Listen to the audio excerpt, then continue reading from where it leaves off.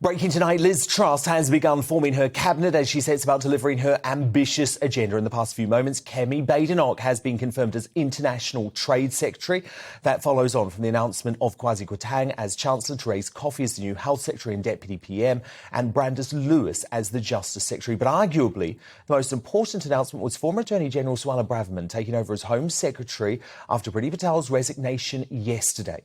The invasion of illegal migrants via the English Channel has become a national emergency, and Braverman will be intently judged on the handling of that crisis.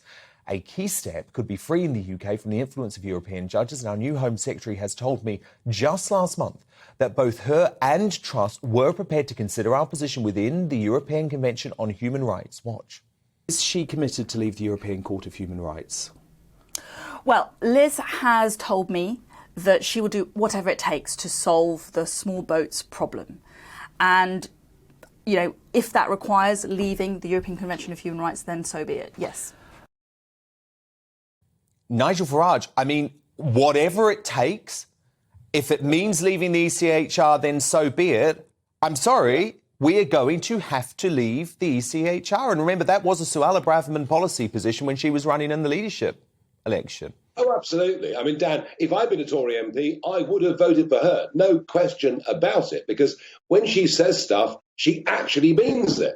It's genuine. It's real. It's based on conviction. What we don't know about Liz Truss is how much is conviction and how much is telling the electorate what they wanted to hear, in this case being Tory party members. I am doing my utmost to give her, you know, a really, really good level of support in these first few days of the Premiership. But when you stand outside number 10, you know, on your first day as Prime Minister, and you decide to use that to outline your three key areas that you will deal with, and you don't even mention the Channel, you don't even mention illegal immigration, I begin to get concerned. Now, I've no doubt what Suella Braverman would like to do. I've actually, to be honest with you, no doubt what Priti Patel would actually have liked to do, but of course Boris never cared about immigration. Boris always believed in open borders. Boris would have given amnesties to every single illegal migrant in the country. Boris was a globalist. But if the Prime Minister allows the Home Secretary to do her job, then we may have some hope. So look, I'm trying to give this new government a fair wind. I'm trying to say, look, I will not criticise, I will not obstruct, I will not try and throw a spanner in, but you need to do the right things. But here's the problem. They need to do them very, very, very quickly. Yeah, absolutely. There's no honeymoon period here, is there, Nigel? It's really interesting, Nigel. We're obviously seeing lots of folk enter number 10 tonight. They are moving fast. Kemi Badenoch just officially confirmed as International Trade Secretary. Of course, that was a job that Liz Truss previously held.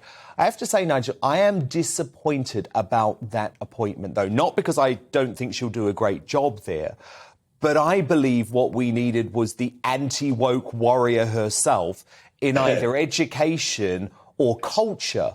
But it sounds like, from what I'm picking up, Liz Truss's team, perhaps quite sensibly, were a little bit worried about Kemi resonating too much with the grassroots members because, of course, she was a big threat to her during that early leadership campaign. Yeah. I mean, it is a truism that a wise general doesn't fight every single battle at once. And she does have the most enormous in-tray, I think, of any prime minister. You know, people say Jim Callaghan in 76. I actually think since Winston Churchill in 1940. Really? I mean, that's what we're in. And by the way, all this attempt to blame it all on Putin, forget it. The energy crisis is a self-inflicted wound.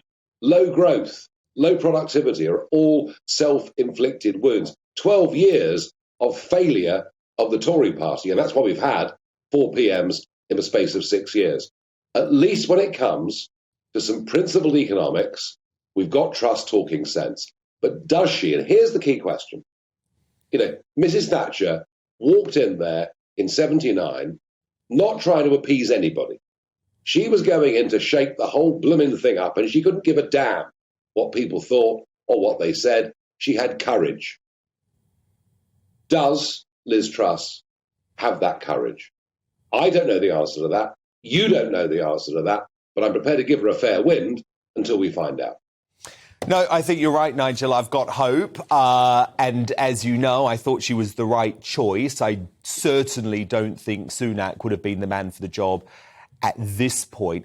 What do you make of the rumoured bailout, Nigel? I mean, we're talking about potentially £95 billion.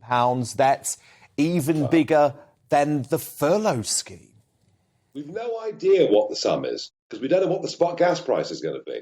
I mean, that's the point, and we're talking about it for 2 years, not 1 year.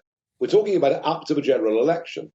I mean, I've no idea whether over the course of the next 2 years this costs 60 billion or whether it costs 500 billion. I mean, if you do this, you are signing a blank check.